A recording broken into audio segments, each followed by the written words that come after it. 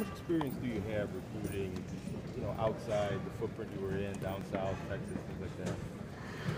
On the road, and that's going to be a point of emphasis with staff.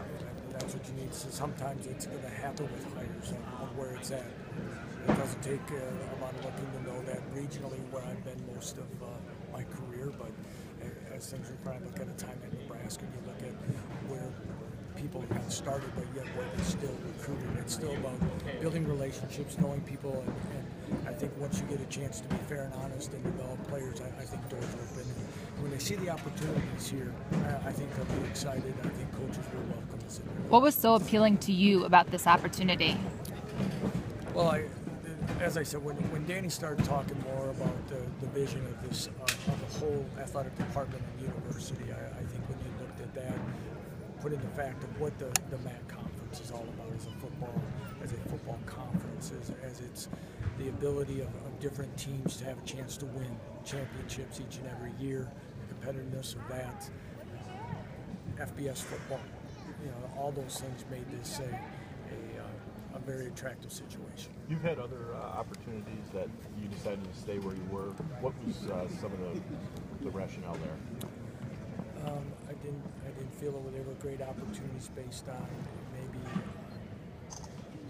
how we're set up completely versus what maybe compared to what we had at Whitewater, compared to what the opportunities were when you look within competitive balance of within the conference. A lot of them, apples and apples, versus what it was at and the right opportunity I felt for my family again. There were many days I thought I'd never leave Whitewater. There were 2 head coaches before me in 50 years, and when I interviewed for the job, I said I easily could see it being three coaches in 75 years. How close do you feel this program is to being able to be consistent? Well, in talking with Danny and other people, I think I guess the definition goes right to say what's a consistent winner, consistently in bowl games and those things. When you look at a 5-6 record and that other game that could have been played in one, you're looking at 6-6 and a couple close losses or something. I think it's on the cusp already, and building that consistency is what will be the goal. The fact Given that that you've been so successful at Division III and have lost so little that it hasn't even become part of your vocabulary, how prepared are you for the challenge of this level where you may end up losing 4 or 5 games that first year? Well, that's going to define character for everyone sometimes, where that may happen. But I've also always said if in 1994 I went to Nebraska Omaha as an assistant Division II team. We went 1-10. The next year we were 3-8. The next year we were 10-2. I viewed a lot of that time there as an assistant coach some of the most gratifying time of my career. It took a lot of work, it took effort, but we were able to build a program from that point on. In the other 8 years, and counting that 10-2 season, we won 6 conference championships when I was an assistant. So, sometimes it's going to take a little to build and get it where you want it, because there's going to be transition sometimes but I'm excited about the players. I want to make sure there's one other thing. This isn't like wait for like his players. No, these are our players. And I'm excited, and there's very talented players here that we are going to get excited to put them in the best chance for them. You were able to keep a lot of your coaching staff intact there for a long time there at Whitewater.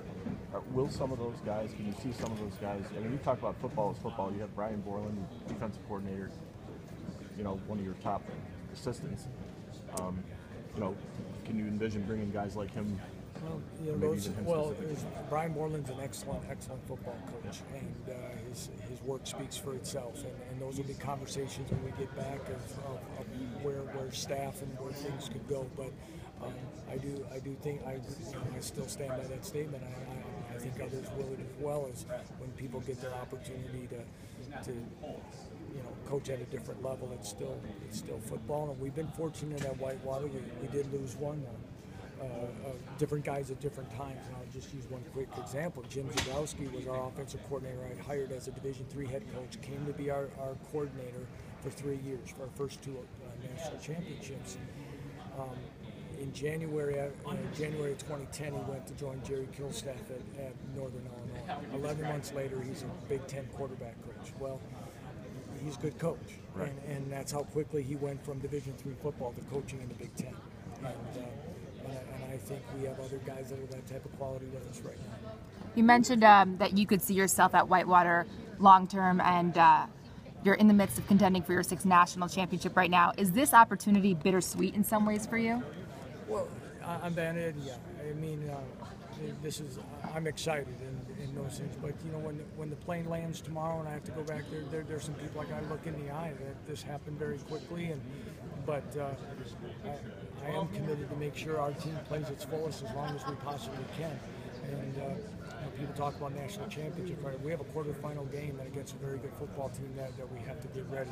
But one of the things that has made this possible is the quality work of our assistant coaches that are implementing game plans and again, focusing on that process. But I would think for anybody to leave their alma mater, I mean, I grew up 15 miles from here. My parents went to Whitewater, my sister did. There is some of that, but again, could not be more excited to be here. You know, one of the process, what point did all this start? Did you contact Danny? Did he contact you? How did this start and when did it start? You know, it was, I'm trying to remember how it was. I received multiple, between texts and calls if I would be interested, okay? And then my first conversation with Danny was, time was flown by, 4 weeks ago or so, something like that. Yeah, and that's kind of. And then we talked Friday, and then I did not talk again with him. We talked late Saturday night, and it was 9:30 or so Central Time, and I was up at 3 a.m. getting on a flight, getting to Milwaukee to fly in, and it's been on the go since. How much of a gut feeling was this, as opposed to being an analytic decision where you really had to kind of go through all the process of it? I mean, how much of it was just a gut feeling?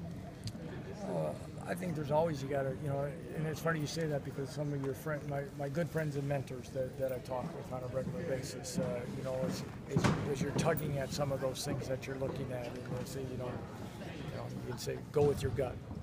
Say, go with your heart as well, but go with your gut. And there is some to it, but again, an exciting opportunity that presented itself. And again, I can't say enough about what I think of Danny White. Just the energy and the thought. It wasn't just an open football position. There's all the whole package is what Danny was talking about. And continually change it. I can tell just walking around with Danny that he's always thinking on how we can make this thing better. And that's the way I think a lot within the football program. What can we do to make things better on a daily basis? And that's something I want to partner with. What have you learned from football in university? What were your thoughts on Buffalo that you maybe had impressions of or past thoughts on, if you ever heard about Buffalo? Probably the one thing that I've heard a lot of how great the people are, and again that it's very Midwestern in a way. Even being in Western New York is kind of the way it's been. I guess they say in the Midwest. It's good people. It's a little bit bigger, but I mentioned my wife's from Omaha, Nebraska, and being around here, it seems to be like a bigger Omaha to me. There's some similarities of. And I think there's a lot to be said. There's a lot of correlation and similarities, I think, about what people expect in work ethic, and you get what you earn, you work hard for it, and you do it. And I think that's part of another thing that'll hopefully make transition easy for family. Will it be tough for them to cut through the traditional schools that college football is the big deal in their town? Will it be tough for this city to cut through that and make an inroad? When you have an NFL team, again, when you ask some other things, I think there's similarities in some ways between, when you look at the landscape of NFL football between Buffalo and Green Bay. They're probably very similar and based on size. So I think there's a lot of that pride as well that goes with it. You just need to find your niche. You're not looking to overtake it. You need to be realistic where it's at. But at the same time, I think you can, when you play well and do things. And there's one thing that sometimes in NFL, and I don't know where it's here, but it's those tickets get expensive. There's other things that go along with it. There's things sometimes still in college athletics that can make it very affordable and attractable, family fun. And I know again, the people here have worked very hard to create an atmosphere that'll bring people back, and we need to make sure we put out a product that brings people back as well. Coach, when you met with the players, what kind of questions do they have for you? What do they want to know? We didn't do a Q&A. Okay. Yeah, at that time it wasn't that. Hopefully there'll be a time to. I want to sit down individually with them, and that's a lot of people to get to know and do those things and ask those things. But it was a meeting right before classes this morning, and I had a chance to just get a chance to introduce myself and some things, and talked about making sure they're finishing up strong in school and doing those things, and that I'm excited to be here. What have you learned about the quarterback here, Joe Licata, and how he might fit into your system? I think he's an excellent quarterback. He's got a lot of starts under his belt. He's a leader, well respected.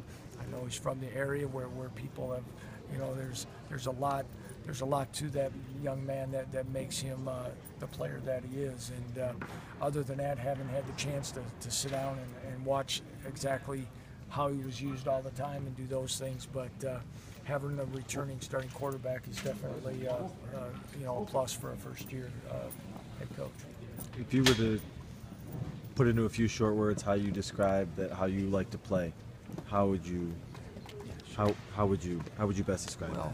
I think like a lot of you want to play fast and you want to play physical, but for us, we're going to be fundamentally sound. We want to be multiple, and again, you never want to beat yourself, and that goes back to fundamentals and being where you want to be. That's probably the easiest way to put it. I think.